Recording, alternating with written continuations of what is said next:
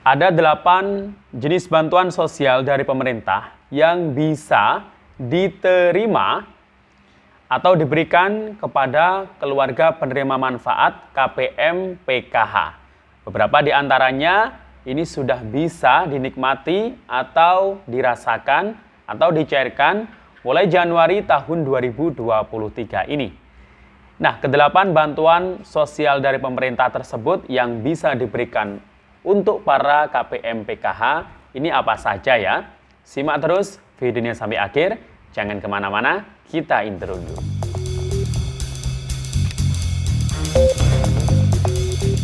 Assalamualaikum warahmatullahi wabarakatuh, salam sejahtera, shalom, om swastiastu, namo buddhaya, salam kebajikan. Sobat YouTube, kembali lagi di channel saya, Sukron Channel. Apa kabar sobat YouTube semua? Semoga sobat YouTube semua selalu diberikan kesehatan, diperlancar segala urusan dan usahanya, dan diperbanyak rezekinya. Amin. Sobat YouTube, pada video kali ini saya akan memberikan informasi terkait mengenai untuk para keluarga penerima manfaat bantuan PKH. Nah, mulai Januari tahun 2023 ini ada beberapa bantuan yang bisa dirasakan atau dinikmati untuk para KPM PKH di sepanjang tahun 2023 ini. Nah, setidaknya di sini ada 8 jenis bantuan yang bisa diterima oleh para KPM PKH di tahun 2023 ini. Nah, beberapa di antaranya sudah bisa dicairkan atau diterima di bulan Januari tahun 2023 ini. Nah, ke-8 bantuan tersebut apa saja ya? Nah, berikut informasi selengkapnya, dan sebelum kita lanjut, silahkan yang baru bergabung di subscribe dulu channel ini dan ditekan tombol loncengnya agar sobat YouTube semua mendapatkan pemberitahuan video terbaru dari Sukron Channel. Dan jangan lupa di-share di berbagai media sosial dan di-like apabila sobat YouTube suka dengan video ini. Oke sobat YouTube, kita lanjutkan pembahasan pada video kita kali ini. Nah sobat YouTube, ternyata di tahun 2023 ini masih banyak bantuan sosial dari pemerintah yang diperpanjang. Karena pemerintah sudah menyiapkan anggaran untuk perlindungan sosial itu sekitar 470 triliun untuk perlindungan sosial. Sebagian besar dibelanjakan untuk berbagai macam jenis bantuan sosial dan subsidi. Nah, yang menerima bantuan sosial dan subsidi ini yang diprioritaskan kebanyakan itu adalah para warga masyarakat yang sudah masuk data terpadu kesejahteraan sosial DTKS atau data kemiskinan. Karena memang data yang dijadikan acuan oleh pemerintah untuk memberikan segala macam bantuan sosial, kecuali bantuan sosial tertentu seperti BLT dana desa. Nah, ini ngambilnya datanya ya dari data DTKS. Jadi, misal ada warga yang berharap atau ingin mendapatkan bantuan sosial dari pemerintah, ya harus wajib masuk data DTKS. Caranya gimana? Caranya itu bisa usul melalui offline maupun online. Kalau melalui offline, itu bisa mengusulkan dirinya secara mandiri, tapi ini semuanya wajib punya KTP dan KK. Itu lewat pemerintah desa atau kelurahan melalui musyawarah desa atau musyawarah kelurahan. Nanti diusulkan lewat aplikasinya 6NG yang ada di desa atau kelurahan tersebut. Bisa juga secara online, secara mandiri, itu bisa mendaftarkan atau mengusulkan dirinya sendiri, atau mungkin keluarga, atau mungkin tetangga, atau saudaranya, melalui aplikasi Cek Bansos. Itu semua bisa mengunduhnya aplikasinya di Play Store. Nah, di situ ya harus membuat akun terlebih dahulu. Nanti ya tunggu konfirmasi passwordnya di email ya. Nah, kalau sudah berhasil membuat akun, di situ ada menu usul dan sanggah. Kalau usul itu adalah mengusulkan warga yang ingin didaftarkan agar masuk dalam data DTKS. Kalau sanggah, menu sanggah itu melaporkan warga, mungkin tetangga atau saudaranya atau siapalah yang ada di sekitar desa tersebut, jika ada ditemukan orang yang sudah kaya, misal punya rumah mewah, punya mobil, punya sawah luas, nah ini bisa dilaporkan melalui aplikasi menu sanggah tersebut. Nah, jangan khawatir karena identitas yang melaporkan itu tidak mungkin akan diumumkan di publik, tidak mungkin akan diketahui oleh orang lain. Dan itu nanti akan diverifikasi oleh dinas sosial atau pemerintah daerah tersebut. Jika memang terbukti orang tersebut kaya, pasti akan dicoret oleh Kementerian Sosial Republik Indonesia. Jadi ini juga mengajak masyarakat untuk berpartisipasi agar bantuan sosial ini bisa tepat sasaran, ya. Jadi nggak hanya gerundeng saja di media sosial, kok yang kaya masih dapat, saya nggak dapat. Silakan saja laporkan yang kaya, misal ada yang masih dapat di daerah Anda, langsung laporkan saja melalui aplikasi sanggah. Tidak ada yang bisa mengetahui jika Anda yang melaporkannya. Jadi jangan khawatir, itu sudah dirahasiakan pasti pelapornya. Nah itu nggak bisa dilihat oleh siapapun, bahkan mungkin kepala desa, pemerintah desa itu nggak bisa melihatnya. Jadi itu ya Sobat YouTube semuanya. Nah, kemudian kita akan membahas terkait mengenai ada 8 bantuan sosial dari pemerintah. Ini yang bisa diberikan, bisa dinikmati, bisa dirasakan oleh KPM PKH. Kenapa kok KPM PKH ini mendapatkan banyak sekali bantuan sosial ya dari pemerintah? Karena memang mereka ini sudah masuk data DTKS.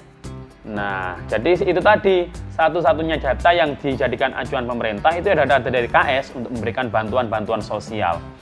Nah, yang pertama itu adalah bantuan sembako. Nah, di tahun 2023 ini ada sebagian besar KPM PKH yang juga dapat sembako, seperti halnya di tahun 2022 kemarin. Hanya sedikit sekali KPM PKH yang tidak dapat sembako atau KPM PKH murni. Mungkin hanya sekitar 1 jutaan lebih KPM PKH murni yang tidak dapat sembako. Tapi sebagian besar sisanya, karena KPM PKH kan ada 10 juta. Jadi ada 8 juta lebih KPM PKH yang juga mendapatkan sembako. Jadi itu bisa dikatakan bantuan komplementer pelengkap bagi KPM PKH. Dan itu sah-sah saja diterima oleh KPM PKH. Nominal yang didapatkan adalah Rp200.000. Apakah nanti cair dalam bentuk tunai atau non-tunai lewat KKS? Kita tunggu info lebih lanjutnya, info resmi dari Kementerian Sosial Republik Indonesia. Bisa saja, tapi alokasinya tetap ya, setiap bulan itu untuk bantuan sembakonya. Kalau Januari tidak cair, ya nanti bisa dicairkan berbarengan di Februari, atau mungkin Februari belum cair, bisa dicairkan berbarengan di bulan Maretnya. Kemudian, bantuan yang kedua selain sembako yang bisa diterima oleh KPM PKH, itu adalah ada yang juga mendapatkan bantuan permakanan di tahun 2022 kemarin, di akhir tahun. Ini bagi lansia, karena kemarin itu banyak saya survei itu di data calon penerima bantuan permakanan ini adalah lansia tunggal yang mereka juga merupakan KPM PKH, usianya 75 tahun ke atas. Nah, ini nggak tahu nanti kalau sudah dapat bantuan permakanan, apakah PKH-nya atau bantuan sembakonya ini akan lanjut atau tidak ya. Kita tunggu info lebih lanjutnya dari Kementerian Sosial Republik Indonesia. Ya semoga saja sih lanjut. Tapi kalau nggak lanjut ya nggak masalah sih, karena sudah dapat bantuan makanan setiap hari. Jadi yang bukan lansia, yang tunggal itu kan hanya kebutuhan gizi makanannya dan kesehatannya. Tapi kalau untuk bantuan kesehatan seperti PBI, Kartu Indonesia Sehat, yang pasti itu akan tetap lanjut. Nah, itu kecuali PKH dan sembakonya ini belum tentu ya. Kemudian yang ketiga adalah bantuan untuk anak yatim piatu. Nah, ini juga yang menarik di sini. Kemarin juga banyak data anak yatim piatu yang merupakan anak dari KPM PKH, yang memang anak tersebut yatim piatu. Jadi KPM PKH tersebut pengurusnya itu mungkin ditinggal meninggal oleh suaminya atau ibunya yang meninggal. Nah, itu banyak yang masuk data anak yatim piatu, anak dari KPM PKH tersebut. Dan itu sah-sah saja, dan itu juga bisa diterima oleh KPM PKH jika memang masuk anak yatim piatu, kategori anak yatim piatu. Kemudian yang keempat adalah bantuan PIP. Ini juga berhak diterima oleh KPM PKH yang memiliki anak sekolah SD, SMP hingga SMA sederajat. Dan ini 2022 kemarin bantuannya untuk aktivasi rekening ini diperpanjang, diberikan kesempatan hingga tanggal 31 Januari tahun 2023 ini. Jadi kayaknya untuk tahun 2023 bantuan PIP-nya ini belum ada kabar pencairan. Biasanya itu ya antara bulan Maret, April itu ya untuk tahap pertamanya di setiap tahunnya. Kemudian yang kelima adalah bantuan PBI, penerima bantuan iuran. Nah, ini sudah bisa dirasakan oleh KPM PKH. Di bulan Januari ini sudah muncul status aktifnya PBI. Silakan dicek saja, dicek Bansos. Jadi PBI ini adalah penerima bantuan iuran pemilik kartu Indonesia Sehat yang gratis dari pemerintah. Yang iurannya itu dibantu oleh pemerintah, dibayarkan ya, dalam bentuk layanan gratis bantuannya. Yang keenam adalah RST, Rumah Sejahtera Terpadu. Ini tidak semua KPM PKH dapat ya, ada juga KPM Sembako Murni yang dapat. Yang jelas warga yang masuk DTKS yang memenuhi syarat menerima RST.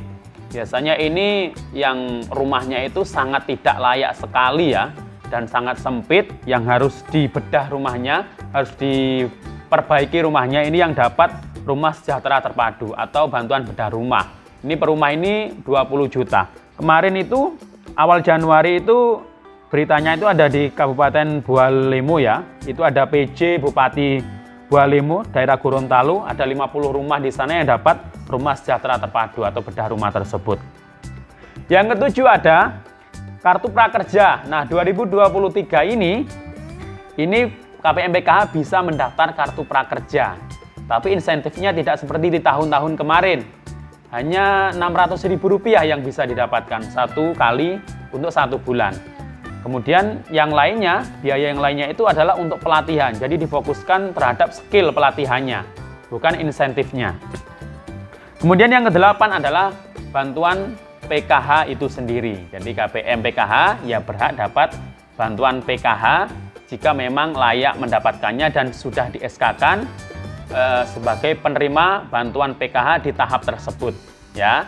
Hanya KPM yang di SK-kan saja yang bantuannya bisa cair. Kalau nggak di SK-kan ya nggak bisa cair. Demikian info dari saya, sampai jumpa di video saya selanjutnya. Assalamualaikum warahmatullahi wabarakatuh.